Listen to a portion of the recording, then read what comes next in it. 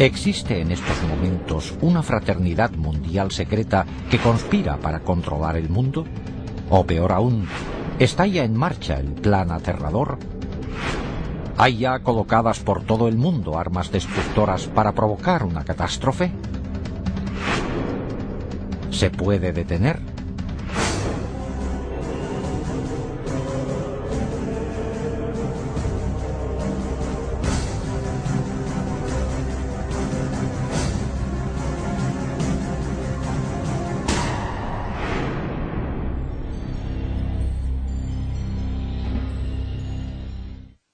Hola, soy Patrick McNee. Se dice que los Illuminati son una sociedad mundial secreta que lleva siglos funcionando. Una fraternidad oculta que cuenta con gente de lo más influyente del mundo. Gente de todas las razas y religiones que ostenta puestos importantes en gobiernos, iglesias, negocios, enseñanza, ciencia, medicina, ejércitos e instituciones financieras y benéficas. Una hermandad secreta cuyo único propósito es hacerse con el control de los recursos y de las finanzas del mundo entero y de sus habitantes. Si existe semejante sociedad, representa la mayor amenaza al mundo libre. De hecho, eso quiere decir que ahora mismo no existe tal mundo libre. Dicen que es absurdo, pero por primera vez hemos obtenido pruebas no solo de la existencia de tal organización mundial, sino de que se ha infiltrado en dos de las agencias secretas más poderosas del mundo. Es más, se han ocultado armas de destrucción masiva en Estados Unidos y otros países para emplearlas en el futuro. ¿Cómo ha podido ocurrir esto?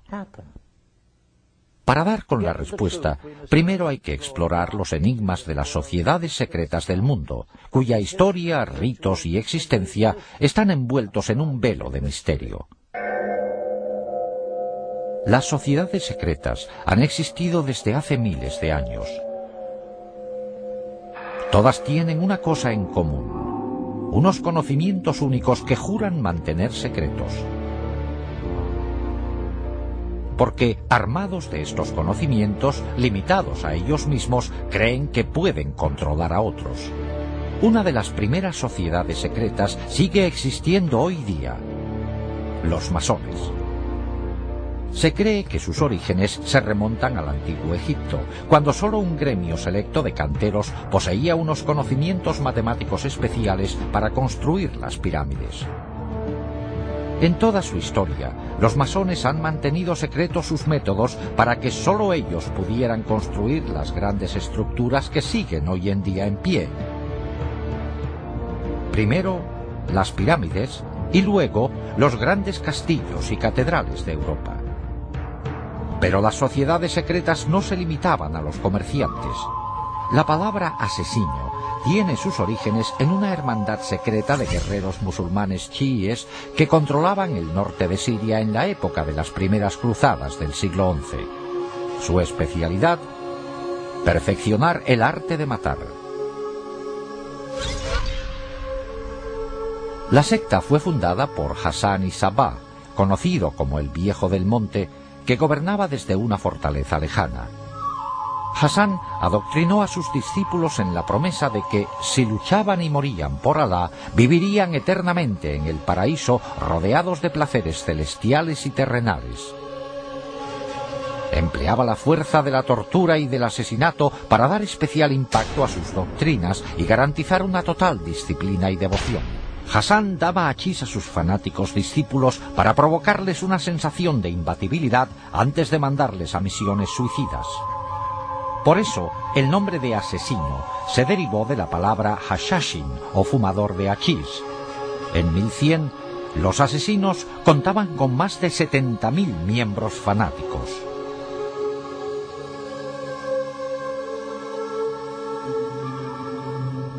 En la misma época histórica se fundó otra hermandad secreta, los Templarios. El Priorato de Sion era una fraternidad de caballeros creada en la Francia medieval con la intención de mantener la estirpe merovingia y restaurar su monarquía en Francia.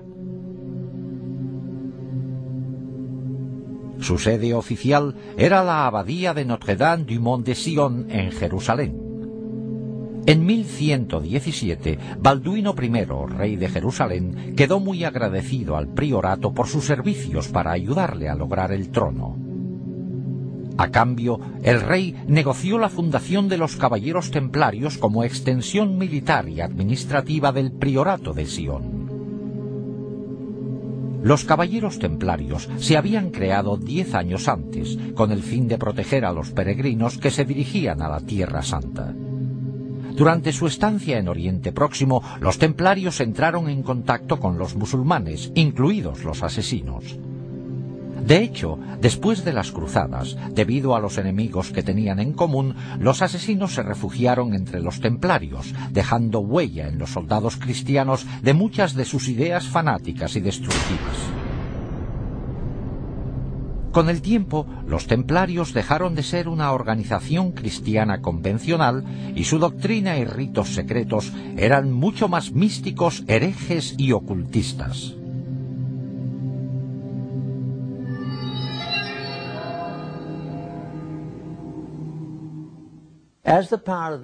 A medida que aumentó el poder de los templarios, la hermandad se convirtió en una iglesia dentro de la iglesia, con sus propios bancos, revocando excomuniones dictadas por obispos y solo obedecían al Papa. Desde el principio, todo lo relacionado con los caballeros templarios contiene al menos un elemento de misterio. Se fundaron justo después de la Primera Cruzada, que volvió a abrir la ruta entre Europa y la Tierra Santa. Y en 1118, 9 caballeros franceses con conexión con la corte del conde de Champagne se fueron a la Tierra Santa con el fin, según ellos, de proteger los caminos y las rutas de peregrinaje para que los peregrinos estuvieran seguros ahora que podían visitar los lugares sagrados. Una vez en la Tierra Santa, no hay testimonios de que hicieran nada los primeros 9 años. Desde el principio, hay algo que no encaja. Además, hay testimonios de que esta misión para proteger la ruta de peregrinaje era solo una tapadera. En el fondo fueron ahí por otra razón. Por algún motivo, los caballeros creían que había escondido algún tesoro. Hay testimonios de que excavaron debajo del monte del templo, y los arqueólogos han encontrado artilugios suyos de las excavaciones. Al parecer, los templarios pasaron muy poco tiempo en los caminos. De los 9 años de estancia, la mayoría lo pasaron excavando túneles debajo del monte del templo, el emplazamiento original del templo bíblico de Salomón. ¿Qué iban buscando? El templo de Salomón llevaba mucho tiempo destruido. Pero en épocas de conflicto se sabía que los sacerdotes habían escondido tesoros religiosos en cámaras subterráneas ocultas y los sacaban al pasar el peligro. En la Biblia se dice que el Arca de la Alianza y otros tesoros sobrevivieron así varias invasiones extranjeras. Quizá el Santo Grial hubiese sobrevivido también en el laberinto debajo del templo a la espera de que la humanidad redescubriera su poder. Por cierto, no fue casualidad que los caballeros se instalaran en una mezquita situada en el antiguo emplazamiento. De hecho, fue después de su estancia cuando se hicieron llamar templarios o caballeros templarios. Un monje llamado Bernardo, que luego acabó siendo San Bernardo, intervino en la fundación de los templarios. San Bernardo se ocupaba de descifrar textos en hebreo antiguo. Aunque Bernardo era muy mundano en muchos aspectos, también era muy espiritual de un modo bastante insólito para su época. Le atraía mucho el lado femenino de la religión, los cultos a las vírgenes negras, sobre todo del sur de Francia, que son muy misteriosos, casi paganos.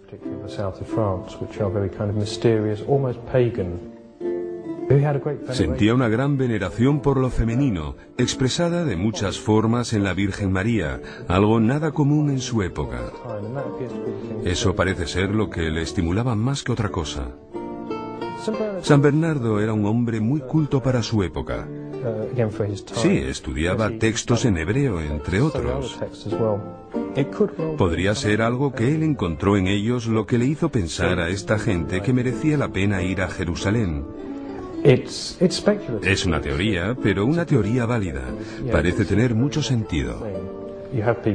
Los que estudian estos antiguos documentos quieren de repente que sus súbditos vayan a estos lugares históricos que se mencionan en ellos. Buscan algo. No sé personalmente qué encontraron, salvo que les parecía importante. No se sabe. Fuera lo que fueran, no se sabe dónde está. Es un misterio, pero abundan todo tipo de teorías que podrían ser correctas. Documentos, Arca de la Alianza, Santo Grial, lo que fuera, pero todas con un secreto.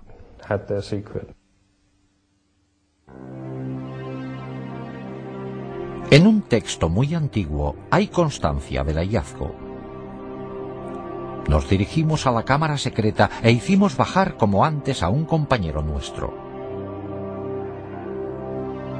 Como el sol se hallaba en su punto más elevado, los rayos le permitieron descubrir un pequeño cofre, colocado sobre un pedestal labrado y cubierto de oro.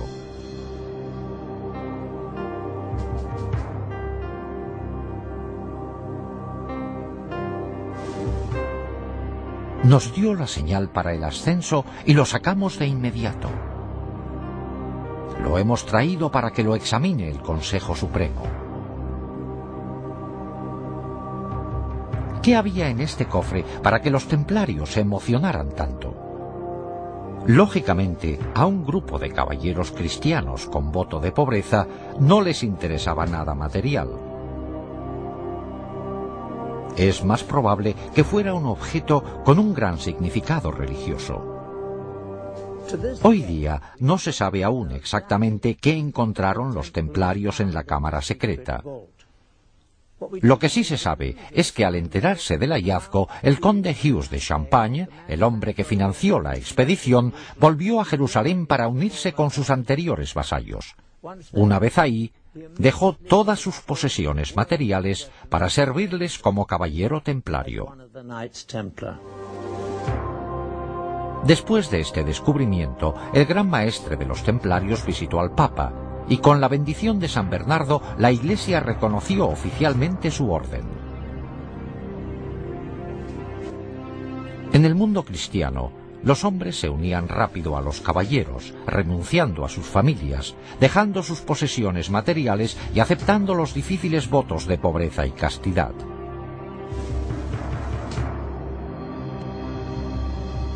El voto de pobreza es el motivo de que se hicieran ricos, porque quien se hiciera miembro de la orden, quien se hiciera templario, tenía que entregar todas sus posesiones.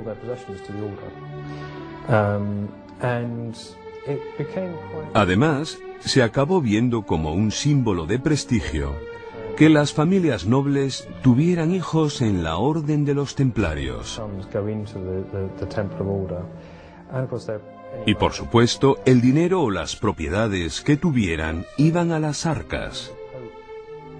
Además, cuando el Papa aprobó la orden, la bendijo y dijo que era bueno que quienes quisieran impresionar al Papa donaran fincas y dinero a esta nueva orden. Y en cantidades ingentes, ningún caballero podía poseer nada. O sea que todas las posesiones como fincas, castillos, ganados y dinero que se les regalaba iban a parar a la orden.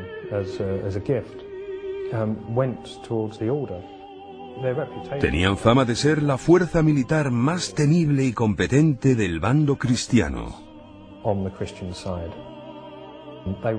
Eran una especie de geos de aquella época, también porque eran una mezcla de monje y soldado. Los templarios proliferaron muchísimo después de las cruzadas. Se hicieron con el control financiero de Europa, dominando todas las